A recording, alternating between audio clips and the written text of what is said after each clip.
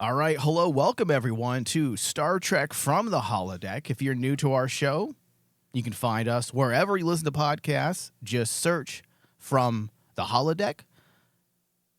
And also give us a thumbs up if you are an iOS podcast listener. And if you're on YouTube, also give us that like button. Hit that like. What's the term? What are those kids saying nowadays? Hit the like button. Hit the like button. Give us that thumbs up. Subscribe. Mash the subscribe button. Is that what they say? Mash it. I feel dirty. All right. So, Dave, how are you today? Doing good, everybody. All right. So, we're going to break down the most recent episode of Star Trek Strange New Worlds, Season 3, Episode 4, titled A Space Adventure Hour. And it is a type of murder mystery episode, at least at face value, because it doubles as something far more, which we will get into.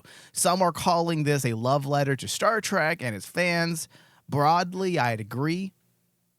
However, there are some iffy things that some feel are slights against particular actors in Star Trek. I'm not sure if I disagree, but it is worthy of discussion, which we'll get into in a bit as well. Also, the episode works alongside canon to recontextualize what we know about the holodeck technology in Star Trek. Additionally, in the latest episode, Paul Wesley finally gets to try out his Shatnerisms by playing a guy who's playing a guy modeled on another guy who once played a guy. Yes. Basically, he gets to have fun channeling William Shatner, or depending on how you look at it, he's just a dude playing a dude disguised as another dude. And then, of course, Leanne and Spock are a thing. And that's something I didn't see coming. Where we last left off with Leanne. Yeah. And especially how she's the only person that was nice to Spock after Spock got cuckold. Listen, the most, it makes sense for her to be this way. Like, at first I was thinking, okay, didn't she just like Kirk the previous season? But you know what? Usually the most cynical and jaded of people are just romantics looking for love in all the wrong places. And I think that's Leanne. Yeah. I think you're right. I think that does pretty much sum up who she is, but we'll get into all that. The official synopsis: when Leanne tests a prototype holodeck with a fictional case only she can solve, the consequences of failure get greater and greater, with the Enterprise hanging in the balance. David, what were your initial thoughts on this? My initial thoughts about this episode.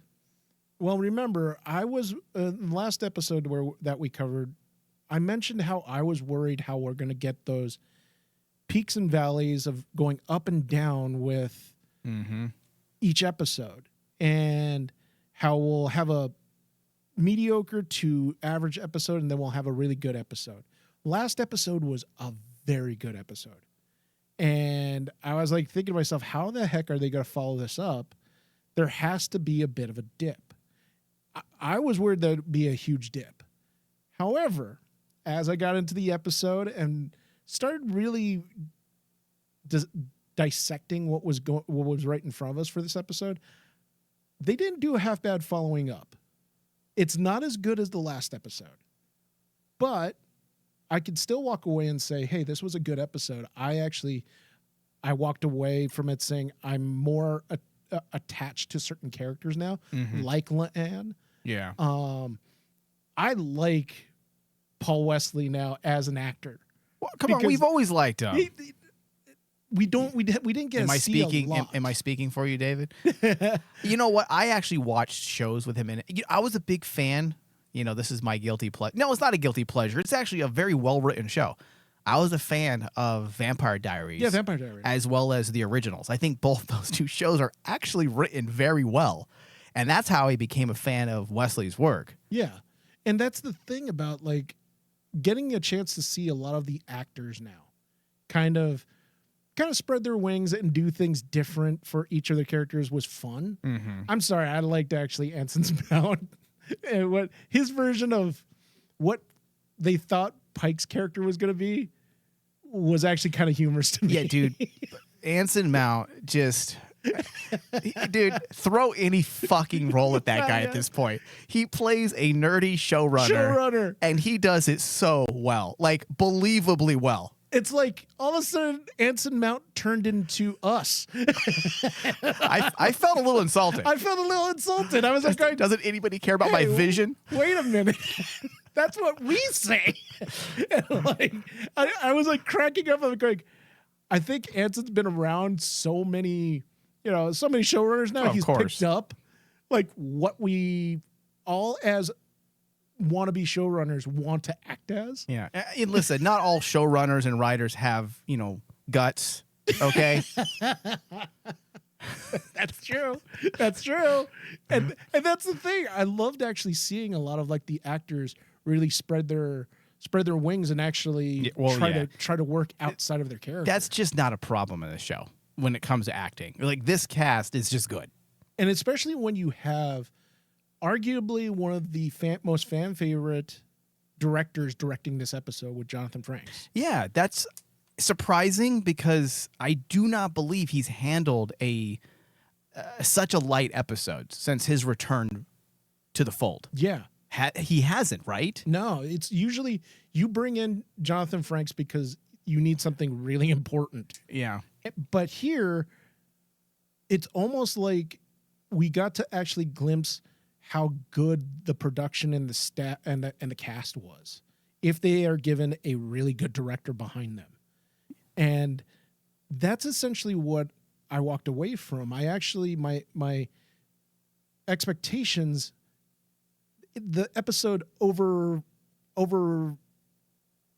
I guess you could say over my expectations. It met. It met your expectations. It went past my expectations. No, it exceeded. It exceeded. That's the word. Exceeded your expectations. It exceeded my expectations. David, when we combine our intellect, we can come up with words. I know. Only with our combined intellect can it be possible. My mind to your mind. Yeah, we need to live in a permanent mind meld, and we might have a smart show. All right, so generally speaking, I think it's pretty clear to most fans, I'm not always a fan of these types of episodes. They're often lauded by producers as love letters, meta-narratives that speak directly to the fans. They play on our knowledge, and in doing so, make us a part of the story's history and a vital component of its fandom. Usually I disagree, as most of these episodes come off as a little more than meta-modern self-indulgence.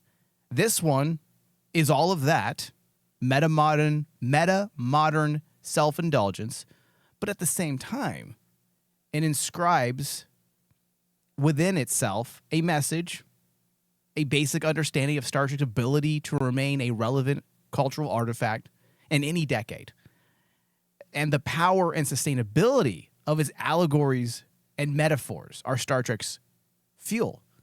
And that was definitely stated in this episode. So there is an understanding of what Star Trek not is. We hear a lot of that in discussion, like what Star Trek is supposed to be. What is Star Trek? And I'm all for those questions. That's the nature of philosophy. Star Trek's built on philosophy. I love philosophy. Let's pose those questions all day long. But this isn't about necessarily what Star Trek is. This is telling us why Star Trek has maintained its relevance on top of what Star Trek is. And its ability to continually stay relevant, culturally speaking, and still maintain, its escapist accountability as well. You have to be escapist in form, in style. You can't just preach to people, tell people what to think politically, philosophically. You have to entertain them. That's the nature of film and television. And at its surface level, the commentary or intent is simply a reaffirmation of Star Trek's narrative identity. The structural and I guess you can call it philosophical logic that defines how stories or these particular stories are told. So just in that little bit, specifically the parts with Uhura as Joni Gloss, were perfect ways to state concisely and briefly what Star Trek is at various levels. And as Joni Gloss put it in the Holodeck program, give audiences a digestible reflection of their own world through the lens of fantasy, social commentary with rubber masks, and buried metaphors. I love that. Oh, yeah. I love how they literally said it. That was the thing that I liked about how the script was written, how dialogue was written. It wasn't like a typical, you could almost say bare bones, looking at how this story is supposed to be. This would be kind of like a throwaway episode for TNG and the original series, where you have a lighthearted comedy, almost like a comedy episode, right? But just like what you said, there's something about Strange New Worlds, especially when the writing room is just hitting on all cylinders, where they can actually add more weight to the dialogue. Yeah. They're not making like shallow little puns or one-liners for the actors to use. No, they're doing broad statements.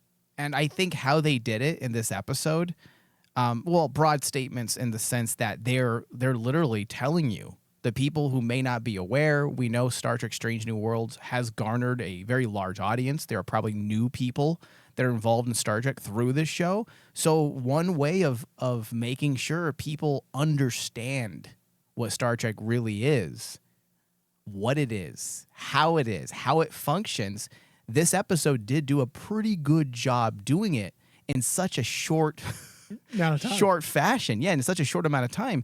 I mean, it even goes through Gene Roddenberry's antagonistic history that he had with the studio, how the studios didn't want him to do certain things. Yes. And he found ways to do it through buried metaphors.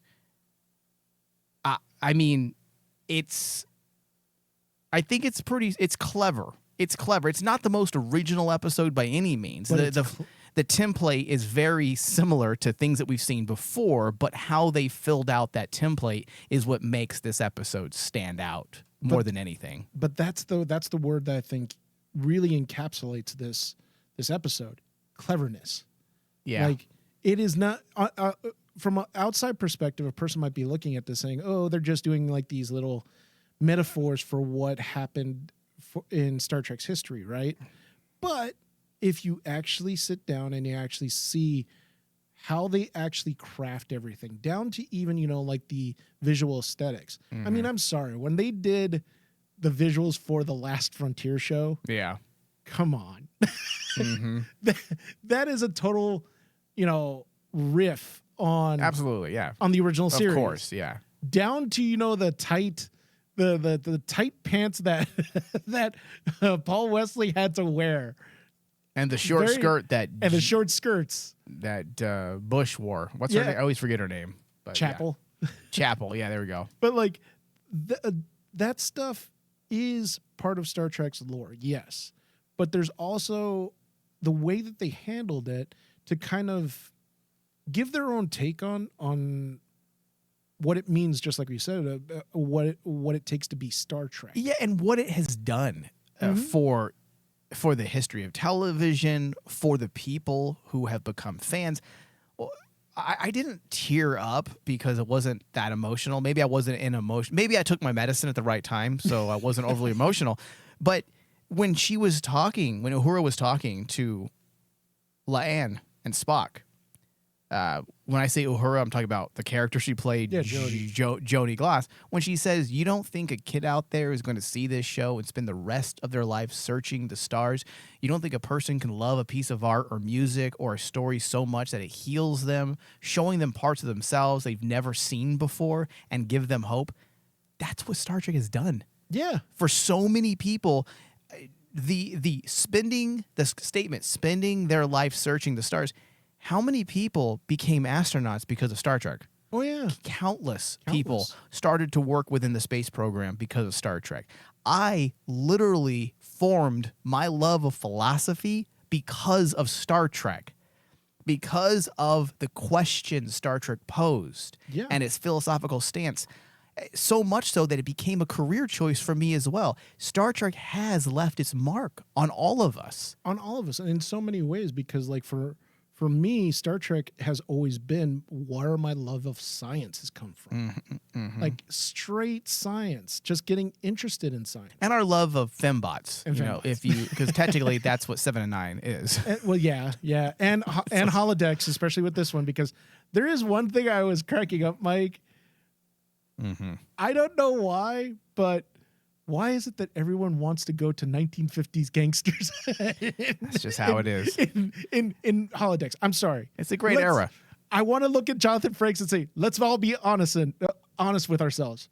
The holodeck was used as a sex toy. Yeah. You want her to solve a murder mystery in like a porn setting? 1970s, Mike. 1970s porn shoot. That might be kind of fun, actually. Exactly. Go with it.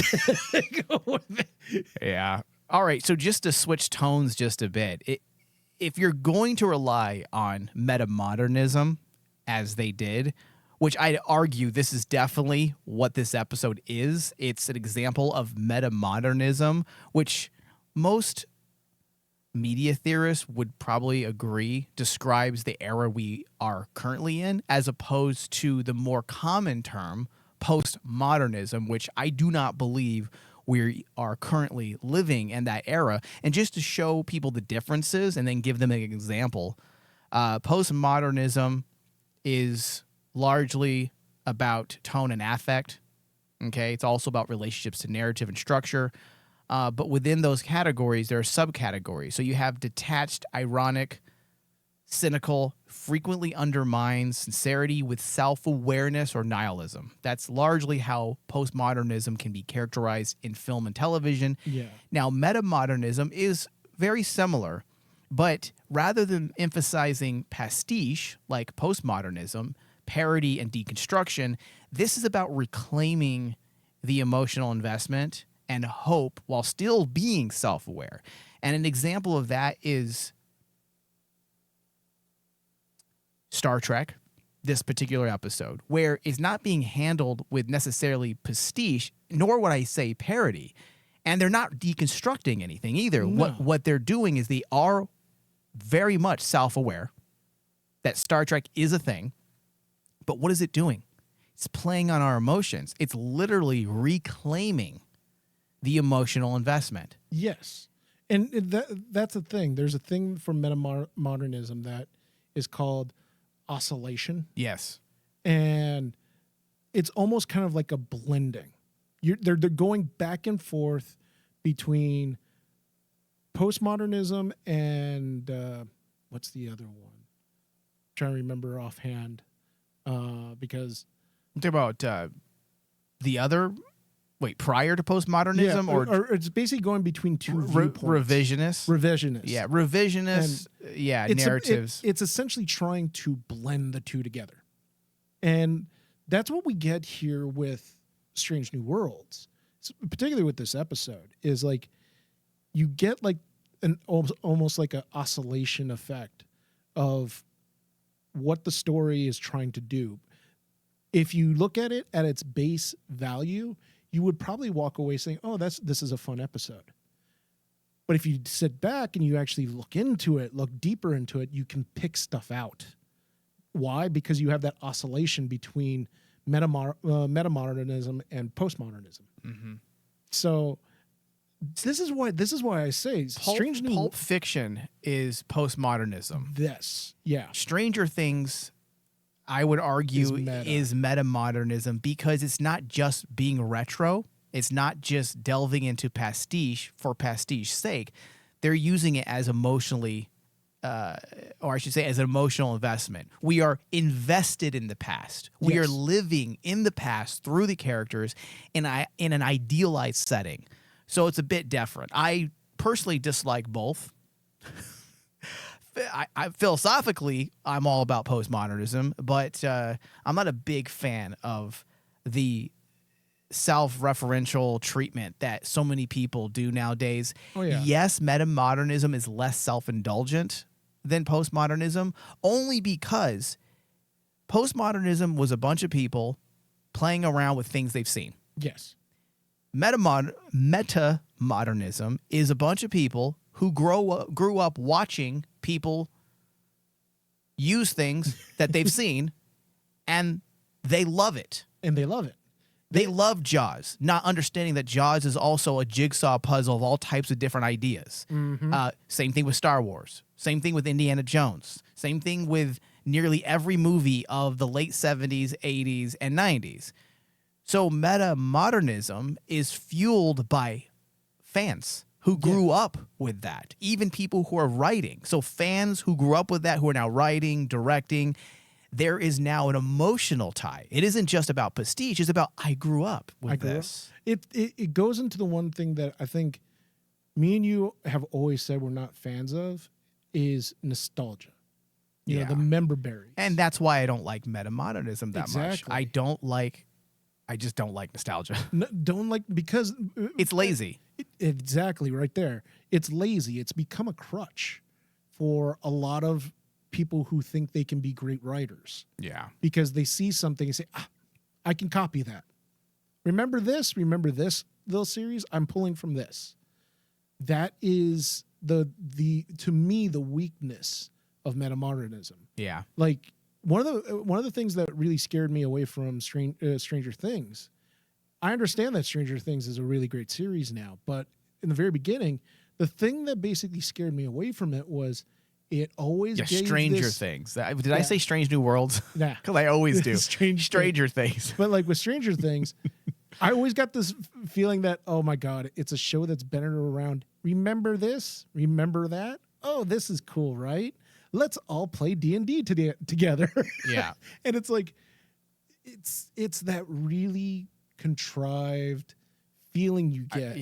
I don't like Stranger Things. I'm not a fan of it. I think it's an incredibly self-indulgent show that doesn't have any original thought. It's all just things that we've seen at one point. Yeah. And they try to make it into a creative idea. And it has its pros and cons. And it has its moments. But again, the weakness that I have for that is the idea that basically you have to write your story based around nostalgia. Yeah. Okay, David. So let's move into some controversial territory. And I need you to tell me if you think I'm being silly or if there's some validity to what I'm saying. So Paul Wesley was having fun playing a 1960s Shatner-esque actor who plays a Captain Kirk type character. Was it great? Yes, he did very well. It was awesome to see Paul Wesley actually try his hand at playing William Shatner. That's fun. Yeah, that's fun. And I don't think it was coming from a mean place. No, I think it was coming from a place where this guy's a legend.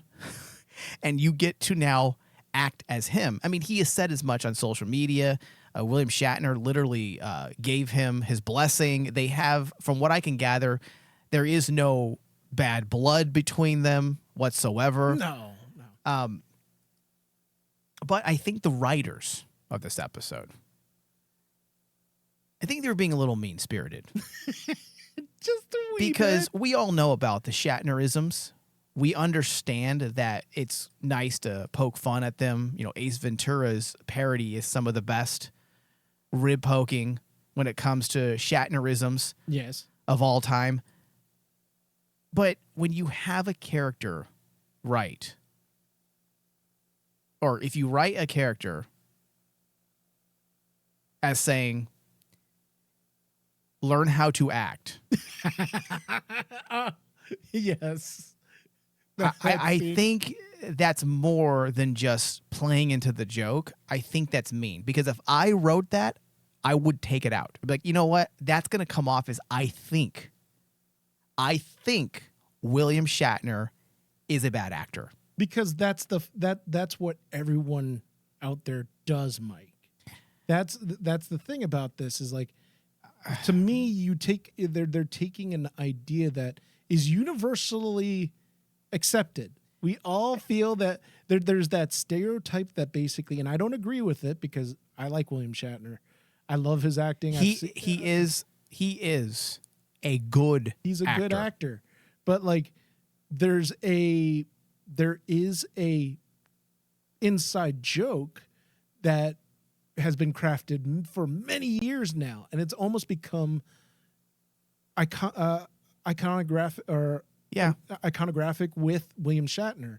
Is people think of William Shatner and think of him as a bad actor.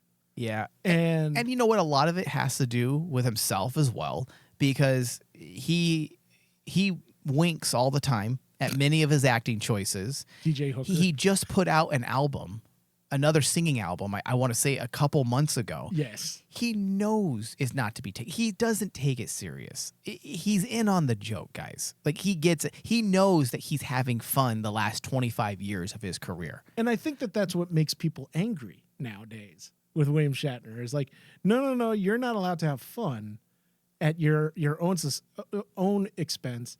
We're going to have fun at your expense. Yeah, he's playing with it. And the thing that really frustrates me is, first off, if you want to look at his performance in 1960s television, okay, fine. You can pick it apart. We can do that with almost any person that acted in the 1960s on television. There was a style of acting. And also, you have to remember, William Shatner is classically trained. Yes. He's a Shakespearean actor. He comes from classical stage traditions. Theater. He yes. comes from theater. He is presentational rather than naturalistic in style. That's how he's always been. And I challenge anyone to watch Star Trek 2,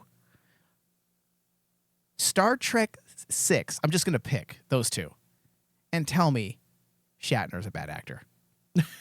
Exactly. That guy fucking owns that goddamn screen. Yeah. Every time there's an emotional or a need for a powerful performance, that man delivers in the most impactful way. Certainly he hams it up at times. He's doing it intentionally. He plays with the performance at times. And this isn't me justify. I don't need to justify for William Shatner. No. This is me trying to help people understand that he's actually a very good actor, classically trained actor. Well, the thing that I always point out too is like the Shatnerisms that everyone constantly calls Shatnerisms are actually theaterisms. I mean, if you look at another actor that's actually in Star Trek, no one gives him shit, is Patrick Stewart. Patrick Stewart comes from the same school as William Shatner. And I'm sorry, when you look at Patrick Stewart, some Shatnerisms come out because why? They both came from theater. Yeah.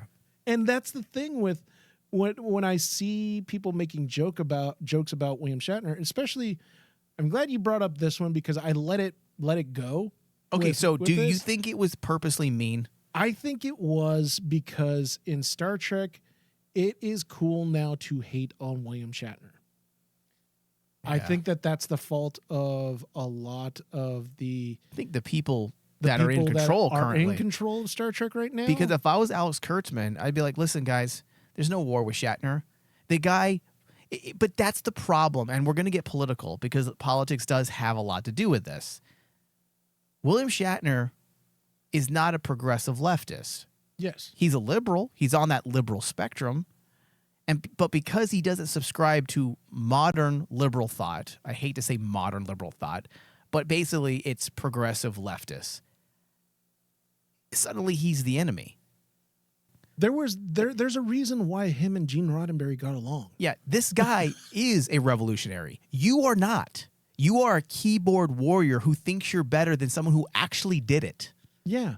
Like, the guy is, I don't know how much more liberal you have. The thing is that it's like you have to prove nowadays how, in order to be accepted amongst certain liberals, it's like you have to prove it. Mm-hmm. You have to prove it. And if you don't put they, them on your bio on Twitter, or you don't denounce Trump or every Republican on the face of this planet, you must be a Republican.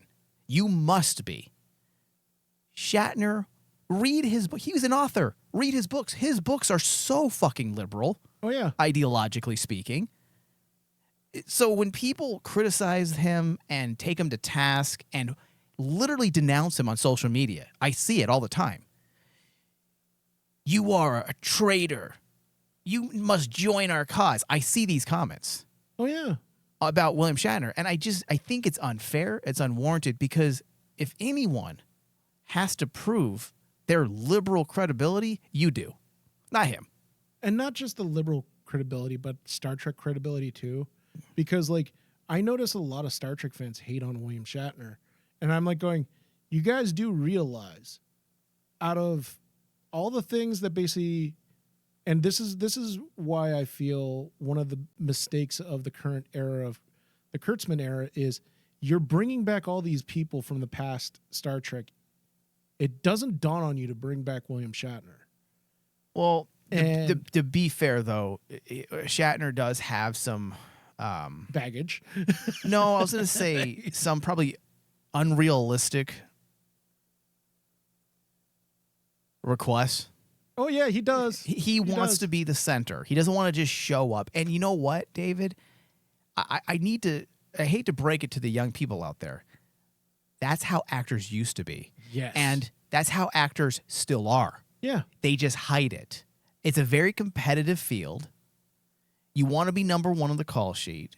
So a lot of this animosity toward William Shatner, it wasn't Leonard Nimoy. It wasn't from DeForest Kelley. It was from the people that were resentful. Yes. That were not on number 1, 2, and 3 on the call sheet. Yes. It's resentfulness. 9 times out of 10, Dave, I'm going to make a very bold statement here. 9 times out of 10, when you dislike someone to your core, politically or for reasons like I just mentioned, it usually stems from resentfulness. Yeah. And the sad part is, Mike, is like most of the resentfulness now is kind of waning because a lot of those actors now are, I constantly hear from other things is like, yeah, I probably was a little too hard on the person on William Shatner because like, just like what you said, he's on top of the call sheet. Yeah. I love George Takei. Yeah, absolutely. George Takei is a fantastic individual, wonderful human being. Could you imagine hating anybody on the Star Trek cast? Yeah. Like, they're great. They're great. And like every time in the past when William Shatner was brought up, George Takei always got a B up his ass about it. Yeah, well, you're right. I get it. I get it when I hear George Takei complaining because George Takei is looking at it as he was number 8 on that call sheet. Yeah. He wanted to be Captain Sulu. And that's it. And I remember there was a story. I don't want to get into like the past and all that, but there George Takei was a long time, for many years, he was the announcer on the Howard Stern show. So William Shatner would come up all the time because William Shatner was also a recurring guest on the Stern show for many, many years. Mm-hmm. So Stern had a relationship with William Shatner, and he obviously had a relationship with George Takei. So he always made these jokes that he's going to solve this problem. He's going to be the one. Oh my God. He's going to be the one to fix this relationship. And obviously he never did. But when you listen to George Takei talk about Shatner, it's very different than how Shatner talks about Sulu. Shatner said, I don't know what the problem is with this guy. When he was asked about George Takei's problem, he's like, I don't know what's wrong with him. He says he's mad at me because I didn't go to his wedding. And he's like, I didn't go to his wedding. I don't know the guy. He's like, that's what people don't realize. I don't know the guy. I worked with him on a TV show 50 plus years ago. And then I worked on a movie with him for a few months every 3 or 4 years. Yeah. He's like, I don't know the guy. I'm not his friend. He's like, I don't know what he wants. We didn't hang out. Yeah. And then George Takei is interviewed, and he basically just sounds like a whiny person. Like, well, he's mean, and he always demanded the spotlight, and he literally fought to make me not be a captain. He went to the producers when they said they were going to make me Captain Sulu. He said, there's only one captain. And I'm like, well, because there's something called protecting your spot. Yes. That's what actors do. That's what do actors you do. really want 2 captains? He probably, the way they did it worked out just fine. Like, he probably didn't fully understand what they were doing in Star Trek 6. When he understood it, he let it go. But he viewed it as there's only one captain. He's protecting his role, protecting the importance of his character. That's what actors do. Yes. Yeah. Anyways. And that's the thing, is kind of like most of the resentment from William for William Shatner is because he was in a position that everyone else wanted to be in. It's the same thing that happened with Jared Leto and Joaquin Phoenix. Even though Jared Leto's Joker ended up being an atrocity, but prior to us seeing Jared Leto's Joker, a lot of people were questioning what Warner's was doing, making a standalone Joker film that was going to be presented as almost like an indie endeavor into DCIP. And Joaquin Phoenix, who's an Oscar-nominated actor, was going to play the Joker. People are like, why would you do this? Jared Leto was upset. Why would you do this? I'm the Joker. You're going to undermine my performance. It's no different than what William Shatner was attempting to do. It's the exact same thing. Mm-hmm. And that's the thing that I feel, especially with this episode, there were just one or two points when I was like going, okay, I would probably have looked at the writing room, said, let's take out that joke. It's not needed, because I could tell what you're trying to do. You're trying to actually tap into that Star Trek fan base that hates William Shatner. Yeah. And I'm sorry, maybe we're reading too much into it, but it seemed like you don't say learn how to act. Learn how to act. You know how they say that in anger, and you say something to your loved one or one of your friends, and then afterwards you try to apologize for it, but you're like, it came from a real place of emotion. So I don't know. Maybe we're reading into it too much. All right, let's talk about the holodeck, Dave. You're smirking still. You're not done with this, are you? No, because like this is something that this touches on something about like the toxicity that I'm so tired of in Star Trek. I know. It comes from both sides. It does come from both sides, but there's just certain things that Star Trek fans like hook on to, and I'm like going, you guys do realize hating on this is just it just ruins the product for everybody else. And there is no Star Trek without William Shatner. I'm sorry. Exactly. There is no Star Trek without Captain Kirk. You can't have it. Yeah.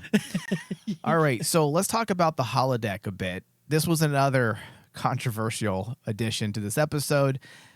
The holodeck, in my opinion, is the perfect set piece for an episode that delves into meta-modernism, because we're dealing with a space where sincerity and artifice, reality and simulation, irony and emotional truth constantly oscillate, like you were saying, allowing characters and viewers to engage earnestly with the constructed scenarios while remaining aware of their constructedness.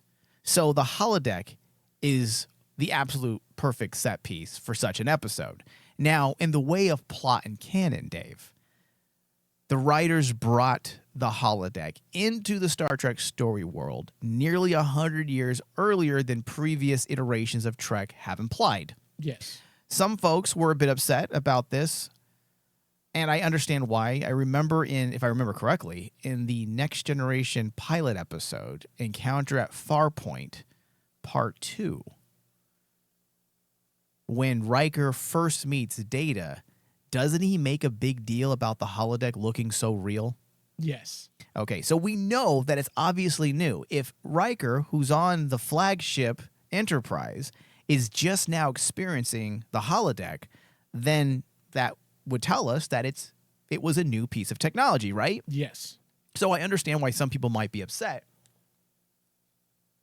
But there is a rationale built in for its presence.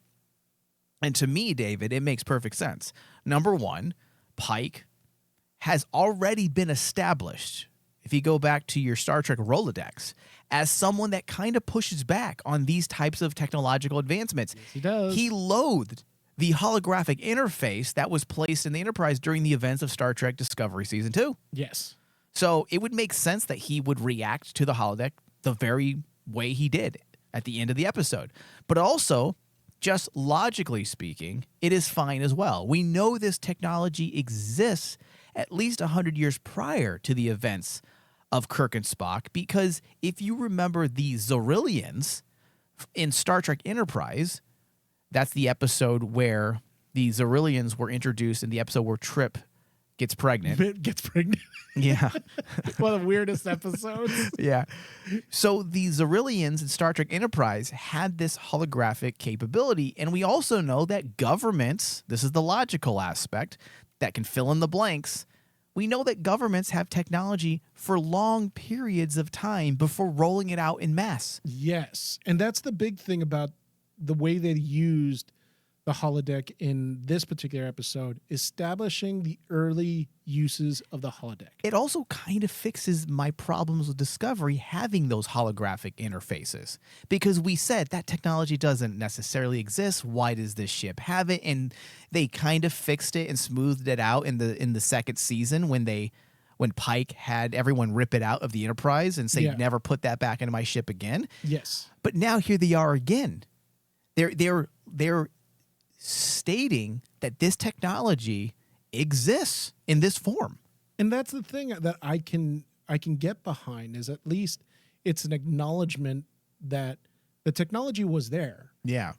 And at that point, it's up to the writers, that writing room, to come up creatively with ways of how to explain it. Yeah. And I think that's what one of the biggest strengths for Strange New Worlds' writing room.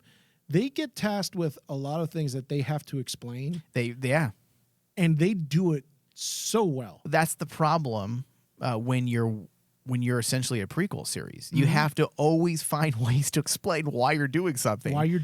And like, I thought it was a genius way of actually writing in the holodeck technology and then writing it out, because it wasn't like they just simply tore it out, just like we said. The writers basically used it for more of a narrative on Pike to continue that characterism of his, where he's like, I don't want new technology on my ship. Yeah. He doesn't like it. So, and he's the captain of the Enterprise. What he says goes. Yeah, I think it works. I'm okay with it. I don't think I think there's people, and obviously we're addressing a lot of complaints in this episode. Oh, yeah. But there are a lot of people who don't know the difference between retconning and recontextualizing. Yes. This is not a retcon. A retcon would probably be... A retcon would be basically they just write out the holodeck completely. That's a retcon. Mm-hmm. What this is a recontextualization. They're giving us more information. They're fleshing things out so that it does make sense. That's not a retcon. I dislike when people throw out that word, oh, you're retconning. It's really. called recontextualizing. Yeah.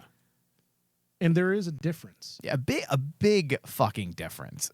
Half the things that these people call retconning are not retconning. It's not retconning. It's not what it is. It's because, Mike, people out there think that they're writers. I know. They're educated.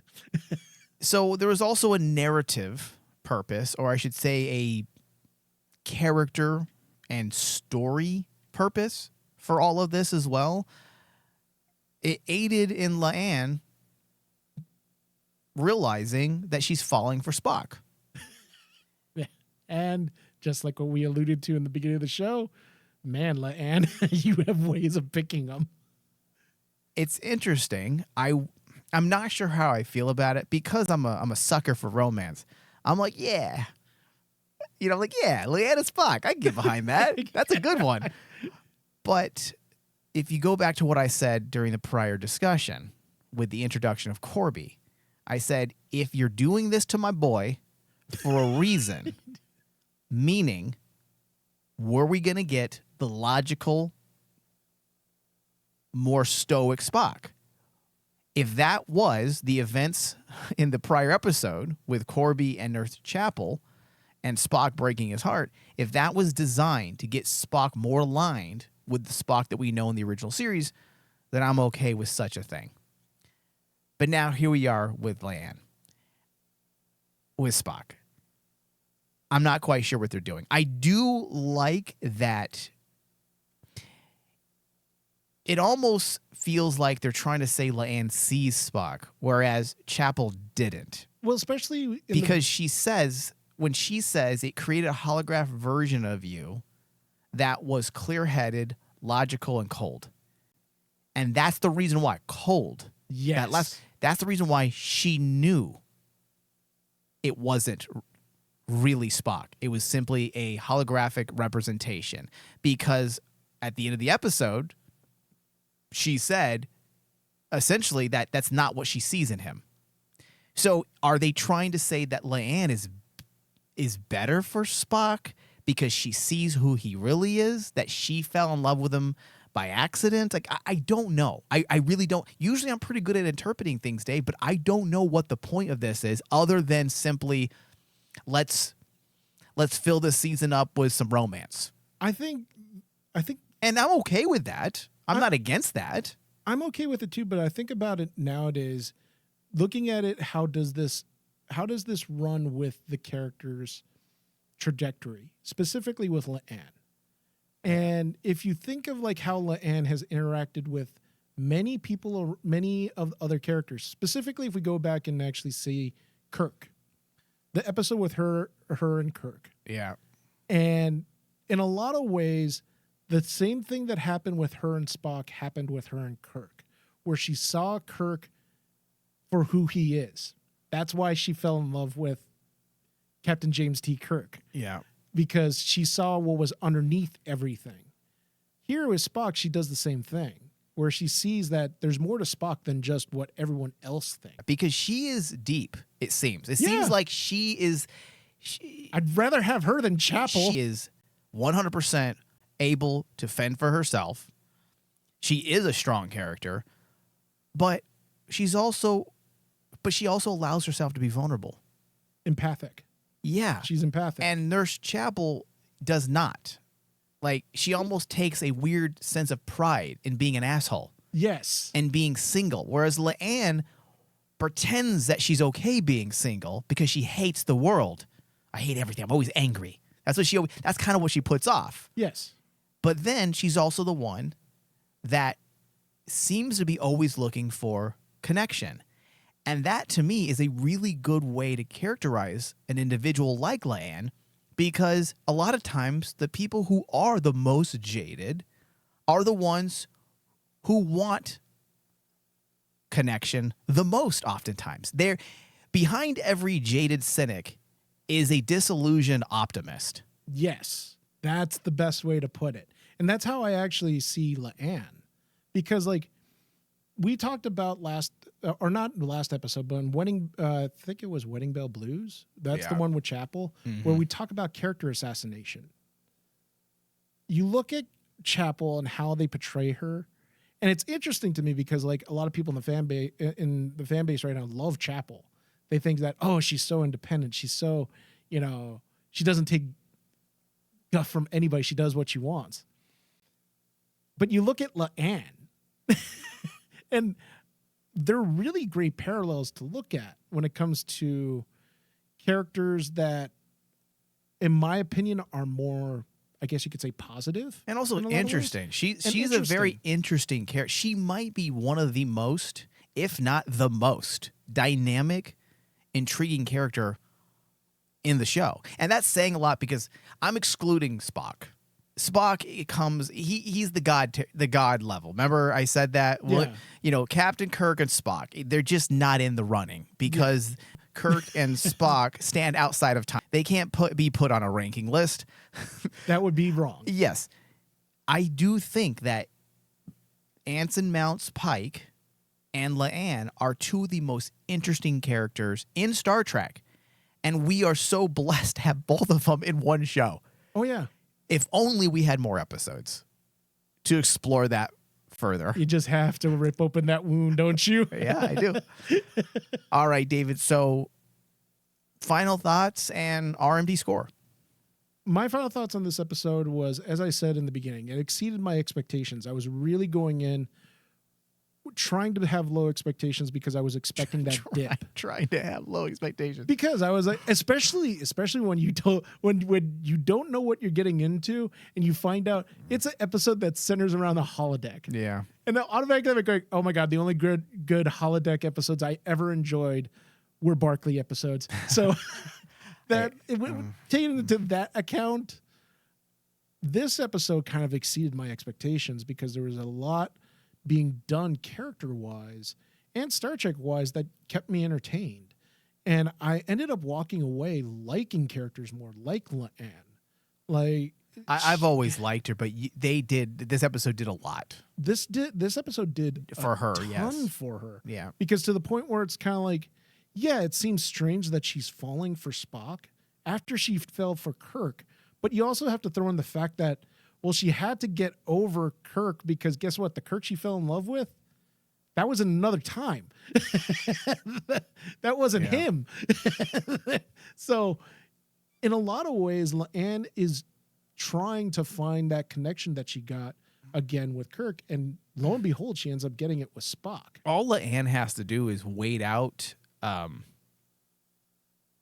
for David to be born. And I forgot her name. Oh my God! What is Kirk's? Carol Marcus. Carol. That's it. Carol Marcus. Carol. Jesus Christ! All Leanne has to do is wait out for Carol Marcus, Dr. Carol Marcus, to put two fingers up when David's born. Peace out. Peace out. Remember, she left when he was born because she didn't want Kirk to take him on some space adventures. Bro, what is up with our two main characters in Star Trek and their love lives? Spock, Chapel leaves for 3 months and then comes back with a fiance on tow. Yeah. And then poor Captain Kirk dates with Carol Marcus. She gets pregnant and then she leaves him. Yeah, you know what? You know what? He wanted her to leave. Let's pretend this is real world stuff. Because if a woman decided to take my son, I'm like, yeah, nice try. Nice try. Nice try. Let's be fair here. You can have 10% of the time.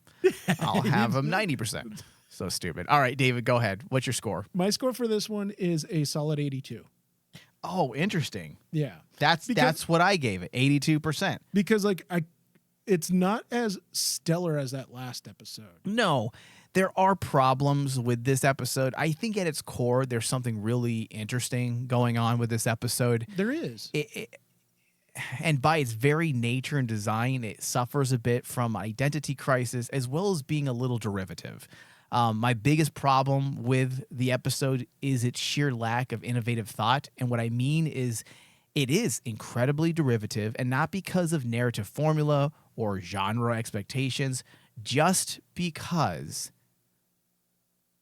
the holodeck computer malfunctions, rendering the safety protocols useless, and our characters are unable to exit until the program runs its course. We've seen this, David, countless times. And you could argue, well, it's built in. It doesn't have to be. Doesn't have to be. Especially when we've seen this 1,000 times. They could have done other things with this. This could have been the Q episode where Q takes them off into a fantasy world. There could have been ways to do the exact same thing without utilizing the holodeck. Then by the very use of the holodeck, you then create the TNG fuckery, the TNG era fuckery of 5 episodes a year must deal with a holodeck malfunction. And it works just fine in those shows because it was original. It was their thing. Now, with Voyager doing it and Lower Decks doing it just ad nauseum. DS9 did it. DS9 doing it. It's like, do you guys do we have to do this again? We've seen it. And change it up a bit. A malfunction again? Now, as I told you, it is new technology, so the malfunction would make sense. And they also built in the malfunction and the error being the very reason why Pike doesn't want it and why it's put back on mothballs. So all of it makes sense. I'm just like, you guys could have been a little more creative. That's the thing. And that's why it's getting an 82%. Yeah, because the concept in itself can be creative. As I said, some of my favorite holodeck episodes are like ones where they've decided to actually do something creative creatively with it, like Barclay's episodes. Barclay's episodes were funny as crap because the way they use the holodeck there is to actually explain a character. Yeah, right? Yes, it had a lot to say about addiction. And I'd be addicted in a holodeck, Mike. Something that people would call today neurological deficiency. Yes. It's saying a lot about people with personality disorders. Mm-hmm. They're not just using it to be derivative. They're using it because it says something compelling every time they do it. And you could say that they did the same thing with Lan. Yeah. And that's the thing, is kind of like... But it's not... But at the same time, it's derivative. It's derivative. Yeah. So... yeah, it's weird. You can have an episode that you can enjoy as a Star Trek fan, but also as a critic can recognize that it has some issues. It has some weaknesses. Yeah. All right. Thank you, David. Thank you. Live long and prosper.